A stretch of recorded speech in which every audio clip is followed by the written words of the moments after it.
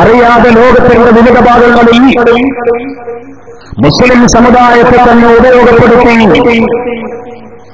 വളരെ നിഗൂഢമായ ചാരപ്രവർത്തനം നടത്തി മുസ്ലിം സമുദായത്തിന്റെ വിശ്വാസത്തെ, കർമ്മമണ്ഡലത്തെ തകർക്കാനുള്ള നിഗൂഢമായ പ്രവർത്തനങ്ങളാണ് യഹൂദികൾ ഏത് കാലഘട്ടത്തിലും നടത്തിയിട്ടുള്ളത്, ഇപ്പോഴും നടത്തിക്കൊണ്ടിരിക്കുന്നത്. ആ യഹൂദികൾ ദജ്ജാലിനെ പിന്തുടരുന്ന ഒരു വിഭാഗമായി മഹാനായ റസൂലുള്ളാഹി സ്വല്ലല്ലാഹു അലൈഹി വസല്ലം തങ്ങൾ പരിചയപ്പെടുത്തി. മറ്റൊരു വിഭാഗം മഹാനായ മുത്തുനബി സല്ലല്ലാഹു അലൈഹി വസല്ലം തങ്ങൾ പറഞ്ഞത് ഇസ്ലാമിന്റെ പേരിൽ പ്രവർത്തിക്കുകയും എന്നാൽ ഇസ്ലാമിൽ നിന്ന് പുറത്തു പോവുകയും ചെയ്ത വിഭാഗങ്ങൾ ഖാദിയാനികളെ പോലെ, ചേകന്നൂരുകളെ പോലെ ഞങ്ങളാണ് യഥാർത്ഥ മുസ്ലിങ്ങളെന്ന് അവകാശപ്പെടുകയും ഇസ്ലാമിന്റെ ലേബലിൽ പ്രവർത്തിച്ചുകൊണ്ടിരിക്കുകയും ചെയ്യുന്ന ആളുകൾ. പക്ഷേ ലോകരാജ്യങ്ങളും ലോക മുസ്ലിം സംഘടനകളും അവരൊക്കെ ഇസ്ലാമിൽ നിന്ന് പുറത്തുപോയവരാണ് എന്ന് വളരെ കൃത്യമായി പ്രഖ്യാപിച്ചിട്ടുണ്ട്. നമുക്ക് ഇന്ന് മനസ്സിലാകുന്ന വാക്കുകൾ പറഞ്ഞതാ, ഖാദിയാനികളെ പോലെ, ചേകന്നൂരുകളെ പോലെ ഇസ്ലാമിന്റെ പേരിൽ പ്രവർത്തിച്ചു എന്നാൽ കുഫ്രിയത്ത് ബാധിച്ച ഇസ്ലാമിൽ നിന്ന് പുറത്തുപോയ വിഭാഗങ്ങൾ. മഹാനായ റസൂലുള്ളാഹി സ്വല്ലല്ലാഹു അലൈഹി വസല്ലം തങ്ങൾ പറഞ്ഞു, മൂന്നാമത്തെ വിഭാഗം ബിദ്അത്തുകാരാണ്. ബിദ്അത്തിന്റെ ചിന്തകൾ ബാധിച്ച ബിദ്അഈ പ്രസ്ഥാനക്കാരാണ്. ദജ്ജാലിനെ പിന്തുടരുന്ന മൂന്നാമത്തെ വിഭാഗമായി മുത്തുനബി സല്ലല്ലാഹു അലൈഹി വസല്ലം തങ്ങൾ പരിചയപ്പെടുത്തിയത്. നമ്മൾ വളരെ ഗൗരവത്തിൽ മനസ്സിലാക്കണം. 5 വഖത്ത് നിസ്കാരത്തിലും മസീഹ് ദജ്ജാലിന്റെ ഫിത്നയിൽ നിന്ന് കാവൽ തേടുമ്പോ യഹൂദികളുടെ, ഇസ്ലാമിന്റെ ശത്രുക്കളുടെ, ഇസ്ലാമിന്റെ പേരിൽ പ്രവർത്തിച്ചുകൊണ്ടിരിക്കുന്ന മതവിരോധികളുടെ, ബിദ്അത്തുകാരുടെ അവരുടെ ഫിത്നയിൽ നിന്നാണ്, അവരുടെ ശർറിൽ നിന്നാണ് രാജാതിരാജനായ റബ്ബിനോട് നമ്മൾ കാവൽ തേടുന്നത്. മഹാനായ റസൂലുള്ളാഹി സ്വല്ലല്ലാഹു അലൈഹി വസല്ലം തങ്ങൾ പറഞ്ഞല്ലോ, 30 ദജ്ജാലുകൾ, യഥാർത്ഥത്തിലുള്ള ദജ്ജാല് കടന്നു വരുന്നതിന് മുമ്പ് കയ്യാബീങ്ങളായ 30 ദജ്ജാലുകൾ കടന്നു വരുമെന്ന് പറഞ്ഞിട്ടുണ്ട്. ആ ദജ്ജാലുകളുടെ ദുസ്വഭാവങ്ങളെ പരിചയപ്പെടുത്തിയപ്പോഴും അവരെക്കുറിച്ച് പറഞ്ഞതൊക്കെ ഇസ്ലാമിന്റെ ശത്രുക്കളെ പരിചയപ്പെടുത്തുന്ന രീതിയിലല്ല.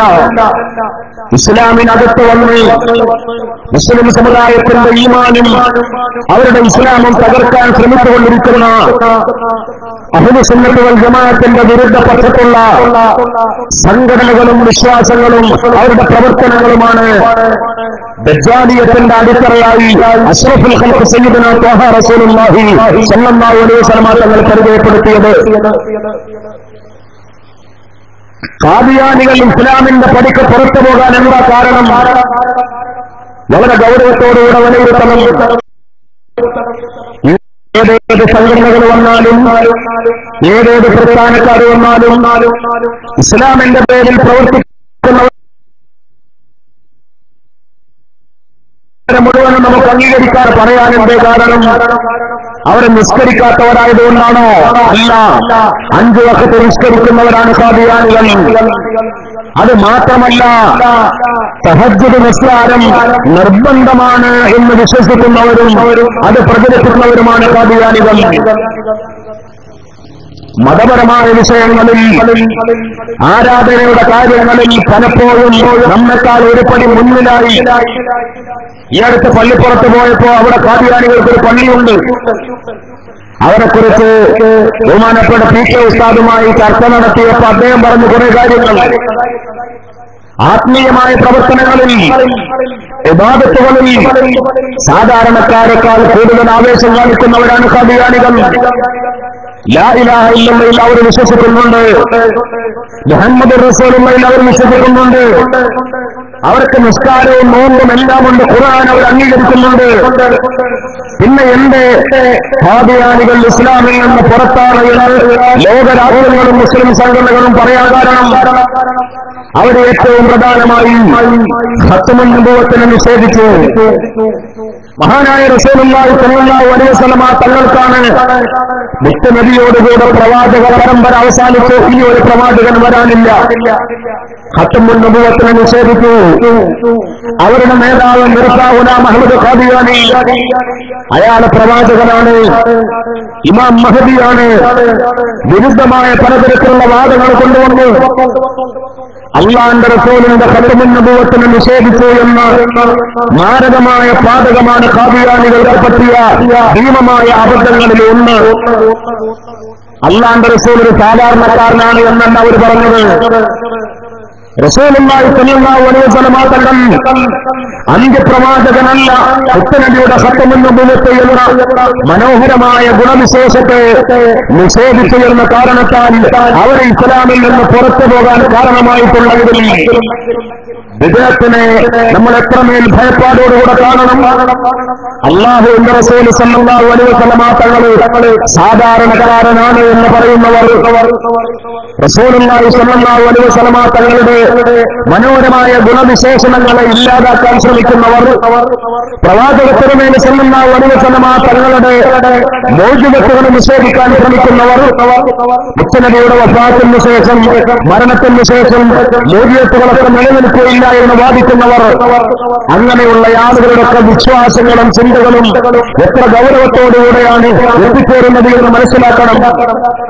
ലാ ഇലാഹ ഇല്ലല്ലാഹ് മുഹമ്മദുർ റസൂലുള്ളാഹി എന്നതിന്റെ വിശ്വാസം, അല്ലാഹു അല്ലാതെ ഒരു ഇലാഹില്ല എന്ന് വിശ്വസിക്കാൻ, മുഹമ്മദ് നബി അല്ലാഹുവിന്റെ റസൂലാണ് എന്ന് വിശ്വസിക്കാൻ, ആ തൗഹീദിന്റെയും റിസാലത്തിന്റെയും വിശ്വാസത്തിന് ഒരു കമാലിയത്തുണ്ട്, അതിന്റെ ഒരു പരിപൂർണതയുണ്ട്. മുഹമ്മദ് നബി സല്ലല്ലാഹു അലൈഹി വസല്ലം അല്ലാഹുവിന്റെ റസൂലാണ് എന്ന് മാത്രം വിശ്വസിച്ചാൽ പോരാ. എങ്ങനെയാണ് റസൂലാവുക? ആ റസൂലിന് സല്ലല്ലാഹു അലൈഹി വസല്ലമ തങ്ങൾക്കുള്ള ഗുണങ്ങൾ എന്തൊക്കെയാണ്? അതൊക്കെ അംഗീകരിക്കുമ്പോഴാണ്, അതൊക്കെ ഉൾക്കൊള്ളുകയും വിശ്വസിക്കുകയും ചെയ്യുമ്പോഴാണ് യഥാർത്ഥത്തിലുള്ള വിശ്വാസം പൂർണ്ണമായി തീരുന്നത്. ഞാൻ പറഞ്ഞു വന്നത്, അഹ്ലു സുന്നത്ത് വൽ ജമാഅത്തിന്റെ വിരുദ്ധ കക്ഷികൾ പല രൂപത്തിൽ കടന്നു വരുമ്പോ അവരുടെയൊക്കെ വിശ്വാസങ്ങളും അവരും ഖുർആൻ ഓതുന്നവരല്ലേ, അവരും നിസ്കരിക്കുന്നവരല്ലേ, നോമ്പെടുക്കുന്നവരല്ലേ, അവരെ ഒപ്പം കൂട്ടിയാലും അവരോടൊപ്പം കൂടിയാലും അവരോടൊന്നിട്ട് നിസ്കരിച്ചാലും ഒന്നും വിരോധമില്ല എന്നൊക്കെയുള്ള വിശ്വാസങ്ങൾ വളരെ മാരകമാണ്, വളരെ അബദ്ധജടിലമാണ്. നമ്മുടെ വിശ്വാസം പൂർണ്ണമാകേണ്ടതുണ്ട്. ആ വിശ്വാസത്തിന്റെ സമ്പൂർണ്ണതയില്ലാതെ അമലുകൾ സൽക്കർമ്മങ്ങൾ എത്ര വർദ്ധിപ്പിച്ചതുകൊണ്ട് യാതൊരു പ്രയോജനവുമില്ല. ഖവാരിജുകളെ കുറിച്ച് അല്ലാഹുവിന്റെ റസൂൽ വളരെ ഗൗരവത്തോടുകൂടെയാണ് മുന്നറിയിപ്പ് നൽകിയത്. ഖവാരിജുകൾ മുത്തുനബിയുടെ കാലഘട്ടത്തിൽ തന്നെ അവരുടെ വിശ്വാസ പ്രചരണങ്ങൾ തുടങ്ങിയെങ്കിലും പിന്നീട് ശക്തിപ്പെട്ടിട്ടുണ്ട്. അല്ലാഹുവിന്റെ റസൂൽ പറഞ്ഞു വളരെ ഗൗരവത്തോടുകൂടെ, മഹാന്മാർ വളരെ ഗൗരവത്തോടുകൂടെ പറഞ്ഞു, ഖവാരിജുകൾ നരകത്തിലെ നായ്ക്കളാണ്, കിലാബുഹുമിന്നാർ എന്ന് വരെയുള്ള പ്രാമാണികമായ വചനങ്ങൾ നമുക്ക് കാണാൻ കഴിയും. എന്റെ ആ കാലഘട്ടത്തിൽ ഖവാരിജുകൾ വേഷവിധാനത്തിലും അവരുടെ നടപ്പിലും ഇരിപ്പിലും സൽക്കർമ്മങ്ങളിൽ, ഇബാദത്തുകളിൽ, നിസ്കാരങ്ങളിൽ, എല്ലാ കാര്യങ്ങളിലും പൊതുവായ മുസ്ലിം സമുദായത്തെക്കാൾ വളരെ ഉയർന്ന നിലയിൽ വളരെ മുന്നിലായിരുന്നു. ഖുർആൻ എന്ന കാര്യത്തിൽ മറ്റുള്ളവരെക്കാൾ മുന്നിൽ, ദിക്ർ ചൊല്ലുന്ന കാര്യത്തിൽ മറ്റുള്ളവരെക്കാൾ മുന്നിൽ, നിസ്കാരത്തിന്റെ കാര്യത്തിൽ മറ്റുള്ളവരെക്കാൾ മുന്നിൽ.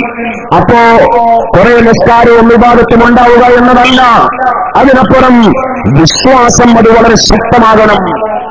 തബ്ലീഗ് ജമാഅത്തിന് ബഹുമാനപ്പെട്ട സമസ്ത കേരള ജംഇയ്യത്തുൽ ഉലമ അതിശക്തമായി എതിർക്കാനും വിമർശിക്കാനും എന്റെ കാരണം വേഷവിധാനം കൊണ്ട്, അവരുടെ നടപ്പുകൊണ്ട്, അവരുടെ രീതികളെ കൊണ്ട്, നിസ്കാരം കൊണ്ട്, മറ്റുള്ള കർമ്മങ്ങളെ കൊണ്ട് അവർ വളരെ ആവേശത്തോടുകൂടെ മുന്നോട്ട് പോകുമ്പോഴും അവരുടെ വിശ്വാസത്തിന് പറ്റിയ അബദ്ധജടിലമായ അപകടകരമായ വിശ്വാസത്തിന്റെ തകർച്ചയാണ് ബഹുമാനപ്പെട്ട സമസ്ത കേരള ജംഇയ്യത്തുൽ ഉലമ അവരെ എതിർക്കാനുണ്ടായ ശക്തമായ കാരണം.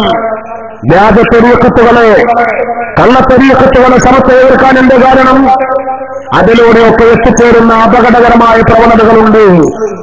ഇന്ന് ചില വിഭാഗം തരീഖത്തുകൾ അവർ പറയുന്നത് അവരെ അല്ലെങ്കിൽ അവരുടെ ശൈഖിനെ ബൈഅത്ത് ചെയ്താൽ മാത്രമേ മുഅ്മിനാവൂ എന്നാണ്.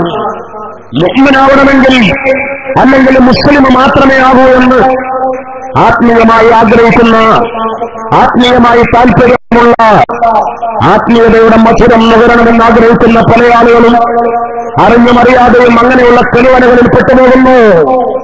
ഈമാൻ എന്നതിന്റെ മൊത്തക്കുത്തക ഏറ്റെടുക്കുന്നവർ, ചിരിപ്പിച്ച് മരിപ്പിക്കാമെന്ന് വാഗ്ദാനം ചെയ്യുന്നവർ, ഞങ്ങളുടെ ശൈഖിനെ ബൈഅത്ത് ചെയ്താൽ മാത്രമേ ചിരിച്ചു മരിക്കാൻ കഴിയൂ എന്നൊക്കെ പറയുന്നവർ എന്തൊക്കെ അബദ്ധജടിലമായ വിശ്വാസങ്ങളാ പ്രകടിപ്പിക്കുന്നത്. സമസ്ത കേരള ജംഇയ്യത്തുൽ ഉലമക്ക് വേണ്ടി പ്രവർത്തിച്ചാൽ ആഖിബത്ത് മോശമാകുമെന്ന് പറയുന്നവർ, സമസ്തയുടെ കഴിഞ്ഞുപോയ ഉലമാക്കളൊക്കെ പഴച്ചുപോയവരാണെന്ന് പറയുന്നവർ, ദാനവി വരക്കൽ മുല്ലക്കോയ തങ്ങൾ ബ്രിട്ടീഷ് ചാരനാണ്, ജൂതചാരനാണ് എന്ന് പ്രകടിപ്പിക്കുന്നവർ, മഹാനായ പാങ്ങിൽ അഹമ്മദ് കുട്ടി മുസ്ലിയാർ, കഴിഞ്ഞുപോയ പൂർവസൂരികൾ, ഈ അടുത്ത കാലഘട്ടത്തിൽ കഴിഞ്ഞുപോയ അല്ലെങ്കിൽ പല ത്വരീഖത്തുകളെയും സമസ്ത കേരള ജംഇയ്യത്തുൽ ഉലമ വ്യാജമാണ് എന്ന് പ്രഖ്യാപിച്ചു. മിക്കവാറും ഈ അടുത്ത് നമ്മുടെ നാടുകളിൽ കാണുന്ന പല കള്ളത്വരീഖത്തുകളെയും തെറ്റായി പ്രഖ്യാപിച്ചത് ശംസുൽ ഉലമയാണെന്ന്.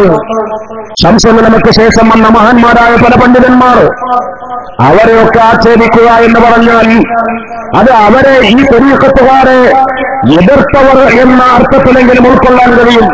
എന്നാൽ അതിനു മുമ്പ് വരക്കൽ മുല്ലക്കോയ തങ്ങളെപ്പോലെ, പാങ്ങുകാരനെ പോലെ, കഴിഞ്ഞുപോയ വാളക്കുളം അബ്ദുൽ ബാരി മുസ്ലിയാർ തങ്ങളെപ്പോലെ ആ പൂർവസൂരികളെയൊക്കെ കടന്ന് ആക്ഷേപിക്കുന്നവർ, ചെറിയ ആക്ഷേപങ്ങളല്ല പറയുന്നത്, ആ മഹാന്മാരുടെ ഒക്കെ ആക്രമത്തെ മോശമായിരുന്നു എന്ന് പറയുന്നവർ, അവർ ജൂതന്മാരുടെ, ബ്രിട്ടീഷുകാരുടെ ചാരന്മാരാണെന്ന് പറയുന്നവർ, അധികാര കൊതിയന്മാരും സാമ്പത്തിക തട്ടിപ്പുകാരുമെന്ന് നിഷ്കളങ്കരായ മഹാന്മാരായ മുത്തഖീങ്ങളായ ആലിമീങ്ങളെ ആക്ഷേപിക്കുന്നവർ, അവരാണ് ഈമാനിന്റെ മൊത്തക്കുത്തക ഏറ്റെടുത്ത് അവകാശപ്പെടുന്നത്. എത്രയോ മഹാന്മാരായ ആളുകൾ ഈ അടുത്ത കാലഘട്ടത്തിൽ തന്നെ വളരെ മനോഹരമായി റാഹത്തായി മരണപ്പെട്ടിട്ടുണ്ട്. സമസ്ത കേരള ജംഇയ്യത്തുൽ ഉലമയുടെ ഉലമാക്കൾ, സമസ്തയുടെ ഖാദിമീങ്ങൾ, സമസ്തയുടെ പ്രവർത്തകരെ എത്രയോ നമുക്കറിയാം. എത്രയെത്ര സംഭവങ്ങൾ ഈ കഴിഞ്ഞ പുണ്യമായ അറഫ ദിവസത്തിലാണ് ബഹുമാനപ്പെട്ട ഉസ്താദ് ജലീൽ ഫൈലി പില്ലങ്കോട് അദ്ദേഹം മരണപ്പെട്ടത്. സമസ്തയുടെ മുശാവറ മെമ്പറായിട്ടില്ല, സമസ്ത കേരള ജംഇയ്യത്തുൽ ഉലമയുടെ ഒരു സംഘാടകനായി, സമസ്തയുടെ ഒരു ഖാദിമായി, നമ്മുടെ പ്രസിദ്ധീകരണങ്ങളിൽ കുടുംബത്തിലും കുടുംബങ്ങളിലും അഫ്കാറിലുമൊക്കെ ലേഖനങ്ങൾ എഴുതി ഇസ്ലാമിക അഹ്ലു സുന്നത്ത് വൽ ജമാഅത്തിന്റെ സമസ്തയുടെ ആദർശ പ്രചാരകരായി ഒരു സമസ്തയുടെ ഖാദിമായി പ്രവർത്തിച്ച അദ്ദേഹം വളരെ മനോഹരമായി ആ പുണ്യമായ അറഫയുടെ നാളിൽ ജനലക്ഷങ്ങൾ അറഫയിൽ ഒരുമിച്ചുകൂടിയ ആ സമയത്താണ് ബഹുമാനപ്പെട്ടവർ ഈ ലോകത്തോട് ഇവിടെ പറഞ്ഞത്.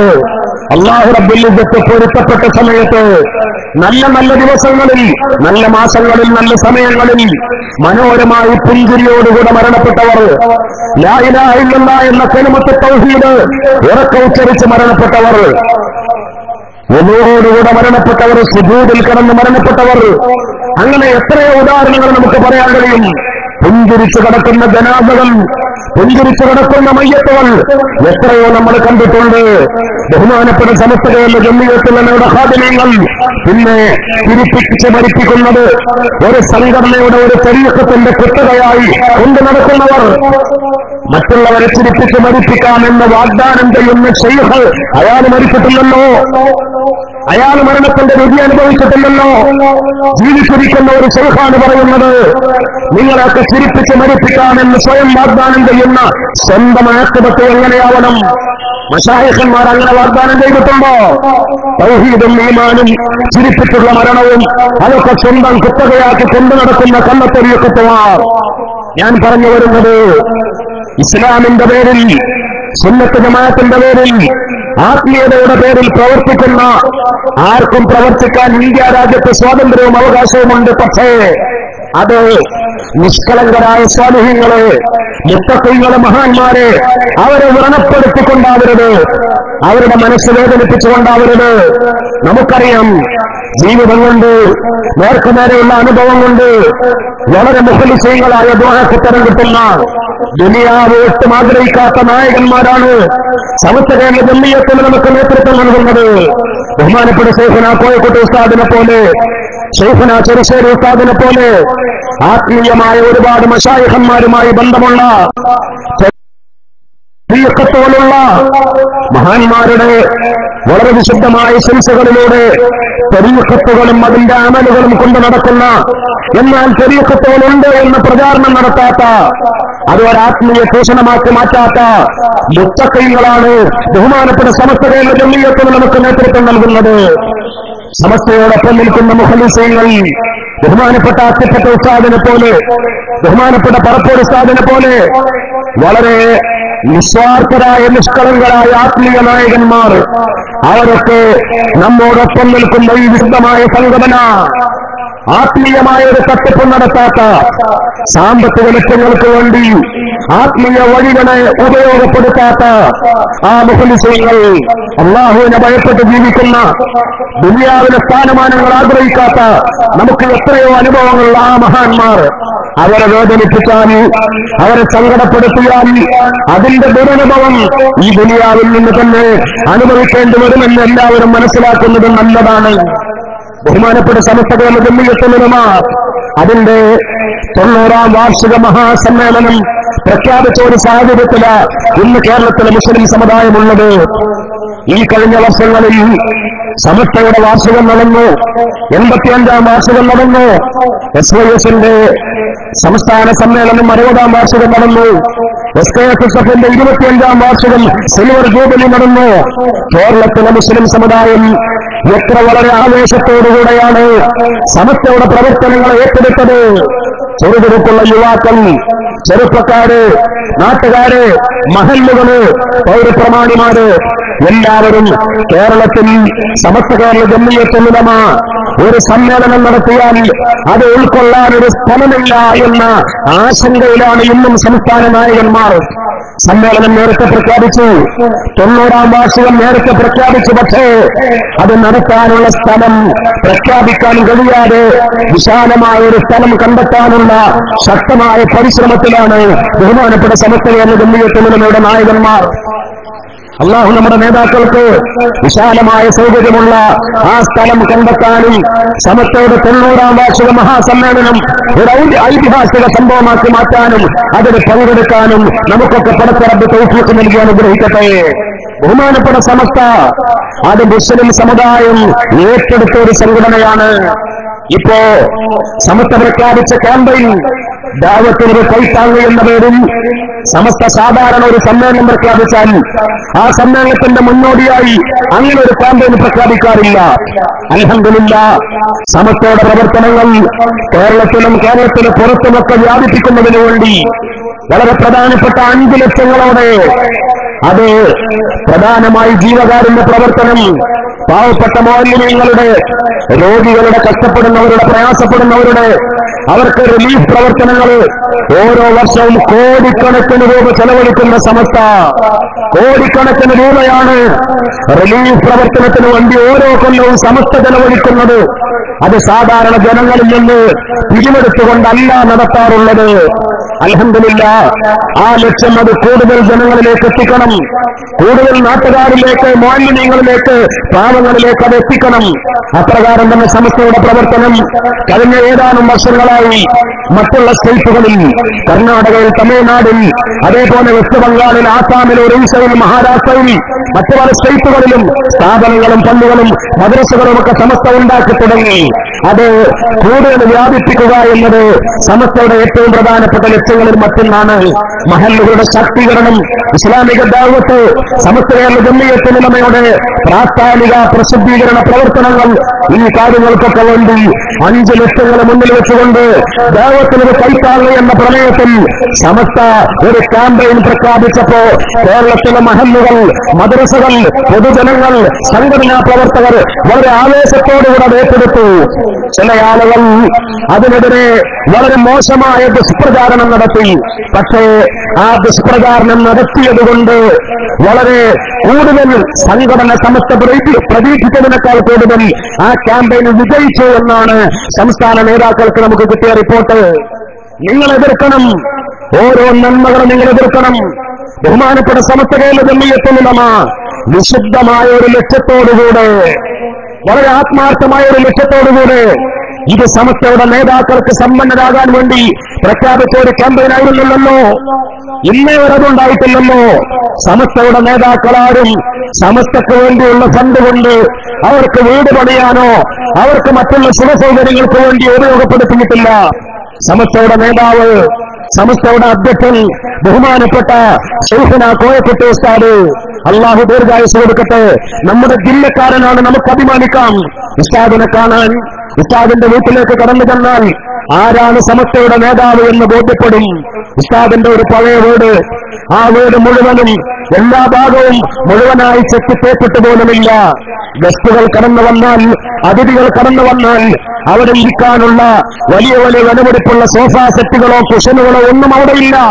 സാധാരണയുടെ മരപ്പടികളിൽ ആ പഴയ വീട്ടിൽ തല താഴ്ത്തിയിട്ട് പ്രവേശിച്ചുകൊണ്ട് വളരെ വളരെ നിഷ്കളങ്കനായി ദുനിയാവ് ആഗ്രഹിക്കാതെ ജീവിക്കുന്ന ഒരു മഹാമനീഷി ഈ അടുത്ത് അതിശക്തമായ മഴയുള്ള ഒരു സമയത്ത് ഉസ്താദിന്റെ വീട്ടിലേക്ക് കാണാൻ തന്നെ ഒരു സുഹൃത്ത് പറഞ്ഞു, മഴ പെയ്യുന്ന സമയത്ത് വീട്ടിലേക്ക് വെള്ളം ഒലിച്ചിറങ്ങുന്നത്, മഴവെള്ളം വീഴുന്നത്, അങ്ങനെയുള്ള ചോർന്ന് നിൽക്കുന്ന ഒരു വീട്ടിലാണ് ബഹുമാനപ്പെട്ട ശൈഖുനാ കോയക്കുട്ടി ഉസ്താദ് ജീവിക്കുന്നത്. ഉസ്താദിന് വേണ്ടി സ്വയം പണി കഴിപ്പിച്ചു വെച്ച ഒരു ഖബറ്, എനിക്കുള്ള ഖബറ് എന്ന തീരുമാനത്തിൽ പണി കഴിപ്പിച്ച ഖബറ്, ആ ഖബറുടെ ഒരുക്കി വെച്ച് ബഹുമാനപ്പെട്ട ഉമർ ഇബ്നു അബ്ദുൽ അസീസ് റളിയല്ലാഹു അൻഹുവിനെ പോലെ കഴിഞ്ഞു പോയ പല മഹാന്മാരും സ്വന്തം ഖബറ് നേരത്തെ തയ്യാറാക്കി കാത്തുവെച്ചിട്ടുണ്ട്. ആ പാരമ്പര്യത്തിൽ ബഹുമാനപ്പെട്ട കോയക്കുട്ടി ഉസ്താദ് തനിക്ക് വേണ്ടി ഖബറൊരുക്കി വെച്ച് ഓരോ ദിവസവും വീട്ടിൽ നിന്ന് പോകുമ്പോ ആ ഖബറിലേക്കൊന്ന് നോക്കി എന്റെ യാത്ര പൂർത്തിയാക്കേണ്ടത് ഇവിടെയാണല്ലോ എന്ന് മനസ്സിൽ വിചാരിച്ച് പോകുന്ന, ദുആക്കുത്തരം കിട്ടുന്ന ശൈഖുനാ ചാപ്പനങ്ങാടി മഹാനവറുകളുടെ നവ്വറല്ലാഹു മർക്കദ, അവരുടെ തരീഖത്തും അവരുടെ സിൽസിലയും സ്വീകരിച്ച ഇന്ന് ജീവിച്ചിരിക്കുന്ന മഹാന്മാരിൽ വളരെ ചുരുങ്ങിയവരിൽ അവരിൽ നിന്ന് തരീഖത്ത് സ്വീകരിച്ച ബഹുമാനപ്പെട്ട ശൈഖുനാ കോയക്കുട്ടി ഉസ്താദ്, ബഹുമാനപ്പെട്ട അത്തപ്പെട്ട ഉസ്താദ്, ആ പാരമ്പര്യമുള്ള ബഹുമാനപ്പെട്ട ശൈഖുനാ കോയക്കുട്ടി ഉസ്താദ് അവർക്ക് വീടുണ്ടാക്കാനോ അവരുടെ ദുനിയാവിലെ സുഖസൗകര്യങ്ങൾക്കോ വേണ്ടി ഉപയോഗപ്പെടുത്താനോ അല്ല സമസ്ത ഫണ്ടുണ്ടാക്കിയത്. അൽഹംദുലില്ലാഹ്, അത് ചില ആളുകൾ കള്ളത്തരത്തിൽ എതിർത്തു. എത്രത്തോളം കോടതിയിൽ വരെ കേസ് കൊടുത്ത് തൃശ്ശൂർ ജില്ലക്കാരനായ ഒരാൾ നേരെ ചെയ്യുന്ന പണിയില്ലല്ലോ എന്നും അങ്ങനെ തന്നെയായിരുന്നു. ബഹുമാനപ്പെട്ട സമസ്ത കേരള ജംഇയ്യത്തുൽ ഉലമക്കെതിരെ, സമസ്തയുടെ ആലിമീങ്ങൾക്കെതിരെ, ശൈഖുനാ കണ്ണിയത്ത് ഉസ്താദിനെതിരെ അന്ന് കേസ് കൊടുത്തു. കണ്ണിയത്ത് ഉസ്താദ് ചെയ്തു.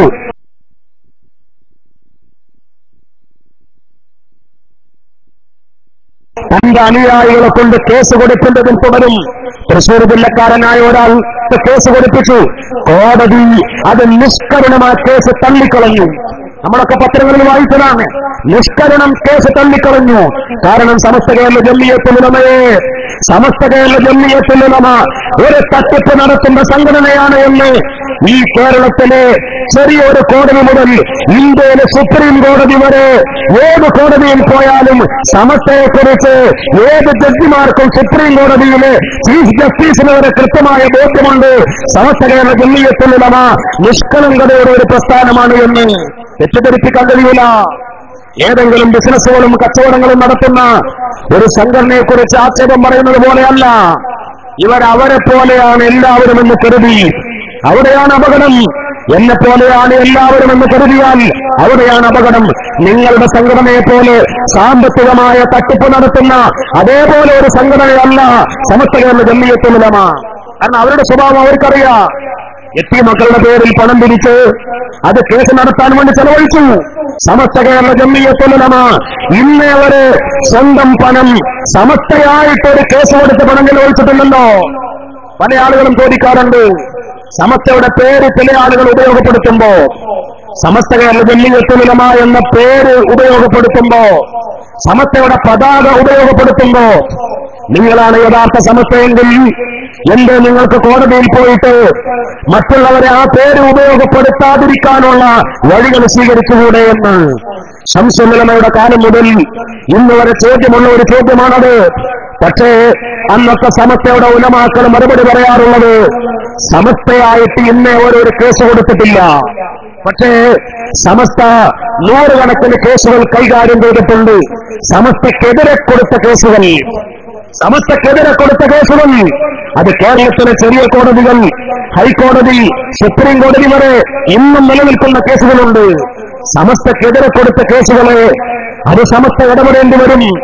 സമസ്ത പ്രതിയാകുമ്പോ സമസ്തക്ക് ആ കേസ് കൈകാര്യം ചെയ്യേണ്ടി വരും. അല്ലാതെ സമസ്തയുടെ ഫണ്ട്, പാവപ്പെട്ട മൗലവികൾക്കുള്ള ഫണ്ട്, അല്ലെങ്കിൽ സംഘടനയ്ക്ക് വേണ്ടിയുള്ള ഫണ്ട് അത് കേസ് നടത്താൻ ഉപയോഗിക്കാൻ പാടുള്ളതല്ല എന്ന് പറഞ്ഞുകൊണ്ടാണ് ഞങ്ങൾ പോലും പലപ്പോഴും നേതാക്കളോട് അവർക്കെതിരെ ഒരു കേസ് കൊടുത്താൽ ഈ പേര് ഉപയോഗപ്പെടുത്താതിരിക്കാൻ എന്ന് പറയുമ്പോൾ ഉസ്താദുമാര് പറയാറുള്ളത്. സമസ്തയുടെ ഫണ്ട് അത് കേസ് നടത്താൻ ഉപയോഗപ്പെടുത്താറില്ല. യത്തീമുകളുടെ പേരിൽ പണം പിരിച്ച് അല്ലെങ്കിൽ മറ്റുള്ള വഴികളിൽ പണം പിരിച്ച് അത് കേസ് നടത്താനും സുഖാഡംബരങ്ങൾക്ക് വേണ്ടിയും മറ്റുള്ള സുഖസൗകര്യങ്ങൾക്ക് വേണ്ടി വഴിവിട്ട മാർഗത്തിൽ ചെലവഴിക്കുന്ന പാരമ്പര്യമുള്ളതുകൊണ്ട് അവരെ പോലെയാണ് സമസ്തയെന്ന് വിചാരിച്ചാണ് അവർ കേസ് കൊടുത്ത് വെച്ച് കോടതി തള്ളിക്കളഞ്ഞു. അതുകൊണ്ട് എന്തുണ്ടായി? കേരളത്തിലെ ജനങ്ങൾ കൂടുതൽ ശ്രദ്ധിച്ചു. സമസ്ത നടത്തുന്ന പിരിവ് അതെന്തിനാണെന്ന് ശ്രദ്ധിച്ചു.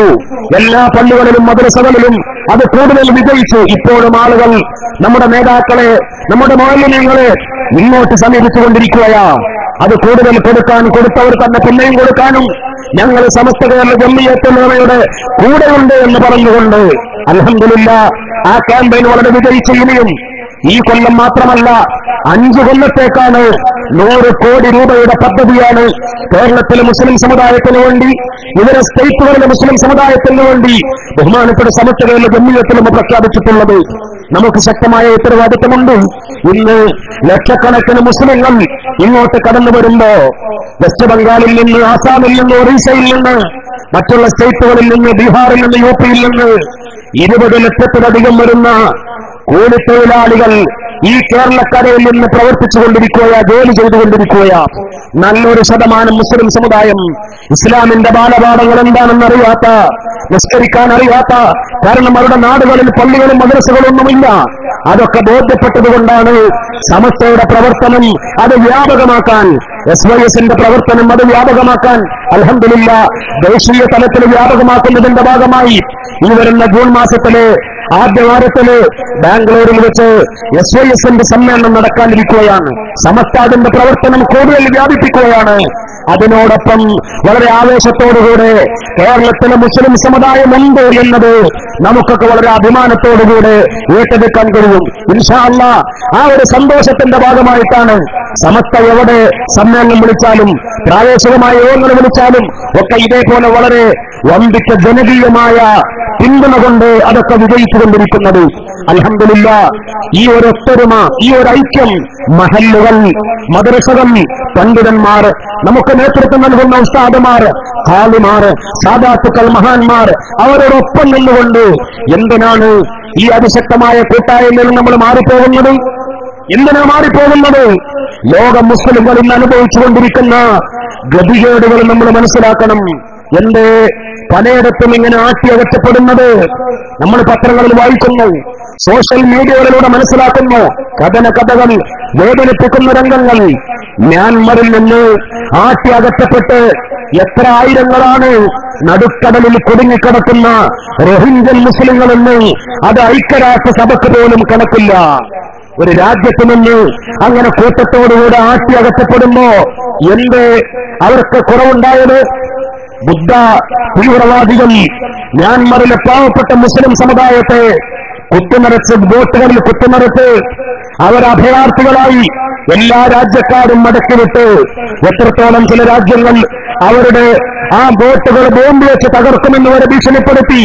എത്രയോ ആളുകൾ പട്ടിണി കിടന്ന് ദിവസങ്ങൾ, മാസങ്ങളായി കൂടെയുള്ള ഭക്ഷണപാനീയങ്ങളൊക്കെ തീർന്ന് നടുക്കടൽ ബോട്ടിൽ വെച്ച് മരണപ്പെട്ട് ആ മയ്യത്തോട് കടലിലേക്ക് വലിച്ചെറിയുന്നു.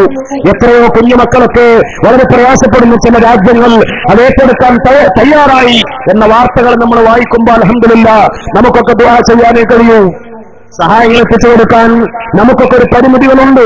പക്ഷേ എന്നാലും നമ്മളൊക്കെ ചെയ്യാൻ പറ്റുന്ന കാര്യങ്ങളൊക്കെ ചെയ്യുന്നുണ്ട്. ആ രാജ്യങ്ങളുമായി ബന്ധപ്പെട്ടതായതുകൊണ്ട് അല്ലാഹു റബ്ബുൽ ഇസ്സത്ത് ആ പാവപ്പെട്ട മുസ്ലിം സമുദായത്തെ രക്ഷപ്പെടുത്തട്ടെ. ഞാൻ പറയുന്നത് മ്യാൻമറിലെ വളരെ ന്യൂനപക്ഷമാണെങ്കിൽ പോലും അവർക്ക് ഒരു ഇസ്സത്തുള്ള ഒരു നേതൃത്വം ഉണ്ടായിരുന്നുവെങ്കിൽ അവരെ മതപരമായ മതവിദ്യാഭ്യാസം കൊണ്ട്, ഭൗതിക വിദ്യാഭ്യാസം കൊണ്ട്, സാമ്പത്തിക രംഗത്ത് എല്ലാ കാര്യങ്ങളിലും നേതൃത്വം നൽകാൻ ഒരു ഇസ്സത്തുള്ള നേതൃത്വം അവർക്കുണ്ടായിരുന്നുവെങ്കിൽ ഈ ഗതികേട് അവർക്കുണ്ടാകുമായിരുന്നില്ല. അത് എവിടെയും ലോകരാജ്യങ്ങളിൽ എവിടെയും ഇന്ന് മുസ്ലിം സമുദായം അനുഭവിക്കുന്ന ഈ ഗതികേടിന്റെ പ്രധാനപ്പെട്ട കാരണം അതാണ്. ആ കാരണം നല്ലൊരു നേതൃത്വം, അൽഹംദുലില്ലാഹ്, ബഹുമാനപ്പെട്ട സമസ്തയെ പോലെയുള്ള ഒരു നേതൃത്വം, സമസ്തയുടെ വില അത് മനസ്സിലാവുക, അത് ഇല്ലാതായാലാണ്, അത് ഇല്ലാതാക്കാനാണ് പല ആളുകളും ശ്രമിച്ചുകൊണ്ടിരിക്കുന്നത്. പ്രത്യേകിച്ച് ഇങ്ങനെയുള്ള സംഘടനകൾ, ഇങ്ങനെയുള്ള വിദ്യാർത്ഥികാർ, അങ്ങനെയുള്ള അപകടകരമായ പ്രസ്ഥാനങ്ങൾ ഛിന്ന ഭിന്നമാക്കാൻ, മുസ്ലിം സമുദായത്തെ അവരെ തകർക്കാൻ ഒരു നേതൃത്വത്തിന്റെ കീഴിൽ സാദാത്തുക്കളുടെ, പ്രത്യേകിച്ച് പാണക്കാട്ട് കുടുംബത്തിന്റെ നിഷ്കളങ്കരായ ആലിമീങ്ങളുടെ നേതൃത്വത്തിൽ 10,000-കണക്കിന് മദ്രസകൾ, മഹല്ലുകൾ മുസ്ലിം സമുദായം ഒത്തൊരുമയോടുകൂടെ മുന്നോട്ട് കൊണ്ടുപോകുന്നതിനെ തകർക്കാൻ അറിയാതെ പല ആളുകളും അതിലൊക്കെ കുടുങ്ങിപ്പോകുന്നു. അനൈക്യം ഒരിക്കലും നമുക്കുണ്ടായിക്കൂടാ. മഹല്ലുകൾ ഛിന്ന ഭിന്നമാകരുത്, മദ്രസകൾ ഛിന്ന ഭിന്നമാകരുത്, നമുക്ക് ഭിന്നത ഒരിക്കലും ഉണ്ടായിക്കൂടാ. അങ്ങനെയുള്ള ഭിന്നത ഉണ്ടാക്കുന്നവരെ കരുതിയിരിക്കാൻ നമുക്ക് ബാധ്യതയുണ്ട്. ഇപ്പോ അൽഹംദുലില്ലാഹ് ബഹുമാനപ്പെട്ട പാണക്കാട് സയ്യിദ് ഹൈദർലി ശിഹാബ് തങ്ങളാണ് കേരളത്തിലെ ഭൂരിപക്ഷം വരുന്ന നല്ലൊരു ശതമാനം മഹല്ലുകളിലെ കാലി. ബഹുമാനപ്പെട്ട മഹാന്മാരായ സമസ്തയുടെ നായകന്മാർ, ശൈഖുനാ ചെറുശ്ശേരി ഉസ്താദ്, കോഴിക്കോട്ടെ ഉസ്താദ്, കോഴിക്കോട്ടെ കാലിമാര്, ബഹുമാനപ്പെട്ട മുഹമ്മദ് കോയത്തങ്ങൾ, അതേപോലെ സയ്യിദ് നാസർ അബ്ദുൽ ഹൈ ശിഹാബുദ്ദീൻ തങ്ങൾ, ഇവരെ പോലെ കേരളത്തിലെ ജനങ്ങൾ അംഗീകരിക്കുന്ന കാലിമാർ അവരുടെ തീരുമാനം പറഞ്ഞാൽ മാസം ഉറപ്പിച്ചു, ഷാബാനിന്റെ മാസം ഉറപ്പിച്ചു, ഇനി റമദാനിന്റെ മാസം ഉറപ്പിക്കുമ്പോ, പെരുന്നാളിന്റെ മാസം പറയുമ്പോ എല്ലാവരും ഉറ്റുനോക്കുന്നത് പത്രമാധ്യമങ്ങൾ, ചാനലുകാര്, അതേപോലെ പൊതുസമൂഹം എല്ലാവരും പാണക്കാട്ട് തങ്ങൾ പ്രഖ്യാപിച്ചോ, സമസ്ത പ്രഖ്യാപിച്ചോ, കോഴിക്കോട്ടെ കാലുമാട് പ്രഖ്യാപിച്ചോ, അത് പ്രഖ്യാപിച്ചോ എന്നറിഞ്ഞിട്ടാണ് ഇന്ന് ബിദ്അത്തുകാര് പോലും പ്രഖ്യാപിക്കുന്നത് എന്നത് അൽഹംദുലില്ലാഹ് ഒരു നല്ല കാര്യം. ബിദ്അഈ സംഘടനകൾ പോലും, വഹാബികളും ജമാഅത്തെ ഇസ്ലാമിയും, ഞങ്ങൾക്കറിയാം, കോഴിക്കോട്ടെ ഓഫീസിലേക്ക്, ചേളാരിയിലെ ഓഫീസിലേക്ക് അവർ പോലും വിളിച്ചന്വേഷിച്ചിട്ടാണ് ആ പ്രസ്ഥാനങ്ങൾ പോലും ഇന്ന് മാസം ഉറപ്പിക്കാറുള്ളത്. കാരണം കേരളത്തിലെ മഹാഭൂരിപക്ഷം വരുന്ന ജനങ്ങൾ അംഗീകരിക്കുന്ന ഒരു നേതൃത്വമുണ്ട്.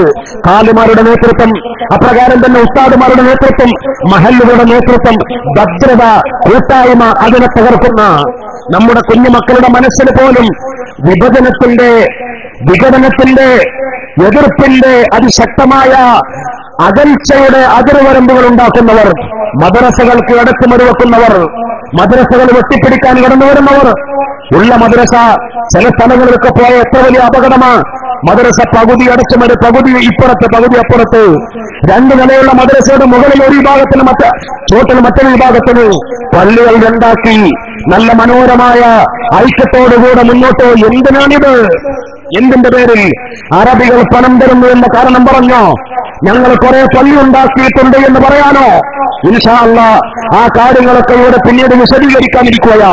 ഞാൻ അങ്ങോട്ട് കടക്കുകയല്ല. അറബികൾ പണം തരും, ശരിയാണ്. പക്ഷേ ആ അറബി പണം കൊണ്ട് മഹല്ലുകളെ ഛിന്ന ഭിന്നമാക്കുന്ന തരത്തില്, ആവശ്യമില്ലാത്തടത്ത് അനാവശ്യമായി ജുമാഅത്ത് പള്ളികൾ ഉള്ളിടത്ത് പിന്നെയും ജുമയുണ്ടാക്കാനും, മദ്രസകൾ ഉള്ളിടത്ത് പിന്നെയും മദ്രസ ഉണ്ടാക്കാനും, യതീംഖാനകളും അറബി കോളേജുകളും ഉള്ളിടത്ത് പിന്നെയും ഉണ്ടാക്കാനും, അതൊക്കെ സാമ്പത്തികമായ തട്ടിപ്പുകൾക്കുള്ളത് വഴിയാക്കാനും എന്തിനായത്? എന്തിനായി അപകടകരമായ പ്രവണത? ഇല്ലാത്തടത്ത് പോയി പള്ളി ഉണ്ടാക്കിക്കൂടെ? പശ്ചിമ ബംഗാളിൽ എത്രയോ ഇഷ്ടംപോലെ സ്ഥലങ്ങളുണ്ട്. നിങ്ങൾക്കറിയില്ലെങ്കിൽ ഞങ്ങൾ കാണിച്ചു തരാം. അറബികളുമായി കൂടുതൽ ബന്ധമുണ്ടെങ്കിൽ അതിന്റെ പേരിൽ നാട്ടിലെ കലാപങ്ങൾ ഉണ്ടാക്കരുത്. എന്നിട്ട് പല ഗതികളും ഞങ്ങൾക്കറിയാം. പലയിടത്തും ജുമാ നടത്താൻ വേണ്ടി ആളുകളെ കൂട്ടിക്കൊണ്ടുവരിക. ജനകീയ സപ്പോർട്ടില്ലല്ലോ, 40 ആള് വേണം, അല്ലെങ്കിൽ അങ്ങനെയുള്ള നിയമങ്ങളും നാട്ടുകാരായ ആ മസാല പോലും മറന്നുകൊണ്ട്. ഇത് ബിദ്അത്തുകാരുടെ ഗതികേടല്ല പറയുന്നത്. അവരൊക്കെ ആ നിയമം വേണമെന്ന് ശഠിക്കുന്നവരുമല്ല, മറിച്ച് സുന്നത്ത് ജമാഅത്തിന്റെ പേരിൽ പ്രവർത്തിക്കുന്ന ആളുകള്, നാട്ടുകാരായ ആളുകളെ ജുമാഅത്ത് കിട്ടാതെ അതിന് മറ്റുള്ളവരെ വലവീശി പിടിക്കാനും വേണ്ടി ശ്രമം നടത്തുന്നത്. എന്തിനായി ഗതികേട്? പഴയ നമ്മുടെ പാരമ്പര്യത്തിന്റെ മഹല്ലുകൾ, മുസ്ലിം സമുദായത്തിന്റെ ഭൂരിപക്ഷ പിന്തുണയുള്ള മഹല്ലുകൾ, ആ മഹല്ലുകൾക്കൊപ്പം നിന്ന് അവിടുത്തെ ജുമകളിൽ പങ്കെടുത്ത് നമ്മുടെ കൂട്ടായ്മയോടൊപ്പം പങ്കെടുത്ത് ജുമ കാണുന്നിടത്തൊക്കെ ജുമക്ക് പോകുന്ന രീതി ഉണ്ടാവരുത്. നമ്മുടെ ഒരു മസലയും ജുമക്കൊക്കെ ചില നിയമങ്ങളുമുണ്ട്. അതൊക്കെ പാലിച്ചുകൊണ്ട് നമ്മുടെ പാരമ്പര്യത്തിൽ നടന്നു പോകുന്ന മഹല്ലുകളോടൊപ്പം നിന്ന് അഹ്ലുസുന്നത്ത് വൽ ജമാഅത്തിന്റെ സമസ്ത കേരള ജംഇയ്യത്തുൽ നായകന്മാർക്കൊപ്പം നിന്നുകൊണ്ട് ഇൻഷാ അല്ലാഹ് മുന്നോട്ട് പോകാൻ രാജാതിരാജനായ റബ്ബ് സുബ്ഹാനഹു വ തആല നമുക്ക് തൗഫീഖ് നൽകി അനുഗ്രഹിക്കട്ടെ. ഇൻഷാ അല്ലാഹ് ഈ സദസ്സ് പ്രതീക്ഷിക്കുന്ന, നിങ്ങളൊക്കെ ആഗ്രഹിക്കുന്ന കാര്യങ്ങൾ വിശദമായി പറയാൻ നമ്മുടെ നേതാക്കൾ ഇനി വരാനുണ്ട്. ഞാൻ ആ വിഷയത്തിലേക്കൊന്നും കടന്നിട്ടില്ല. ഇവിടെ ഒരുപാട് കാര്യങ്ങൾ വിശദീകരിക്കാനുണ്ട്. ചില ആളുകൾ സുന്നത്ത് ജമാഅത്തിന്റെ പേരിൽ, മുത്തനബിയുടെ പേരിൽ റസൂലുള്ളാഹി സ്വല്ലല്ലാഹു അലൈഹി വസല്ലമ തങ്ങളുടെ ആളാണ്, അല്ലെങ്കിൽ മുത്തനബിയുടെ വലിയ മുഹിബ്ബീങ്ങളാണ് എന്നൊക്കെ പറഞ്ഞു നടക്കുന്ന ആളുകൾ, സ്വലാത്ത് കച്ചവടം ചെയ്യുന്ന ആളുകൾ, അവരാണ് ഇന്ന് അപകടകരമായി ബിദ്അത്തുകാരെക്കാൾ മഹാനായ റസൂലുള്ളാഹി സ്വല്ലല്ലാഹു അലൈഹി വസല്ലമ തങ്ങളെ നിന്ദിക്കുന്നത്. ആ കാര്യങ്ങളൊക്കെ ഇവിടെ പറയാനിരിക്കുകയാ. ഒരു വ്യാജ മുടി കൊണ്ടുവന്ന് ആ മുടിക്ക് വേണ്ടി എന്തൊക്കെ പറഞ്ഞു. അല്ലാഹുവിന്റെ റസൂല് 1 മീറ്റർ, 1.5 മീറ്റർ, 2 മീറ്റർ മുടി നീട്ടി വളർത്തിയ ആളായിരുന്നു മുത്തനബിയെ കുറിച്ച് പറഞ്ഞില്ലേ? അത് റസൂലുള്ളാഹിനെ നിന്ദിക്കലല്ലേ? അല്ലാഹുവിന്റെ റസൂലിന് ചിലപ്പോഴൊക്കെ നിഴലുണ്ടാവാറുണ്ട് എന്ന് പറഞ്ഞില്ലേ? എത്ര ഗൗരവമാണത്! അല്ലാഹുവിന്റെ റസൂലിന്റെ പേരിൽ ഒരു കള്ളമുടി വന്ന് ആ മുടിക്ക് നിഴലുണ്ടായതിന്റെ പേരിൽ റസൂലുള്ളാഹിക്ക് ചിലപ്പോൾ നിഴലുണ്ടാവാറുണ്ടെന്ന് പറയാ. മറ്റൊരാൾ പറഞ്ഞതെന്താ? റസൂലുള്ളാഹിന്റെ ഖുർആൻ അല്ലാത്ത എല്ലാ മോചിതത്വം അതൊക്കെ മുത്തനബിയുടെ വഫാത്തോടുകൂടെ മുറിഞ്ഞു. അല്ലാഹുവിന്റെ റസൂലിനെ നിന്ദിച്ച ഒരു മുടിയുടെ പേരിൽ ഒരു മുടിയെ ന്യായീകരിക്കാൻ റസൂലുള്ളാഹിക്കെതിരെ പ്രവാചകൻ നിന്ന് നടത്തിയ, മുത്തനബിയിൽ നിന്ന് ബഹുദൂരം അറിയാതെ അറിഞ്ഞ് എന്ന് പറയുന്നില്ല, തന്റെ നേതാവിന് വേണ്ടി, ഈ കള്ളമുടിക്ക് വേണ്ടി മുത്തനബിയിൽ നിന്ന് ഒരുപാട് അകന്നുപോയ അല്ലാഹുവിന്റെ റസൂലിനെ പ്രവാചകൻ നിന്ന് നടത്തിയ ഈ വിഭാഗം അതൊക്കെ തിരിച്ചറിഞ്ഞുകൊണ്ട് മുഖ്യധാരയിലേക്ക് കടന്നു വരാൻ തയ്യാറാവണം. ഇൻഷാ അല്ലാഹ് ഇവിടെ പ്രഗത്ഭരായ നേതാക്കൾ ഇസ്മായിൽ സഖാഫി തോട്ടുമുക്കം, നാം ഏവരും കാത്തിരിക്കുന്ന ബഹുമാനപ്പെട്ട മുഹമ്മദ് സഅദി വളാഞ്ചേരി, അനുവിധാരമി കുഴിമണ്ണ, അവരുടെയൊക്കെ പ്രൗഢഗംഭീരമായ പരിപാടി ഇൻഷാ അല്ലാഹ് മഗ്‌രിബ് കഴിഞ്ഞ ഉടനെ തന്നെ ഈ സദസ്സിൽ ആരംഭിക്കുകയാണ്. അല്ലാഹു തൗഫീഖ് നൽകി അനുഗ്രഹിക്കട്ടെ.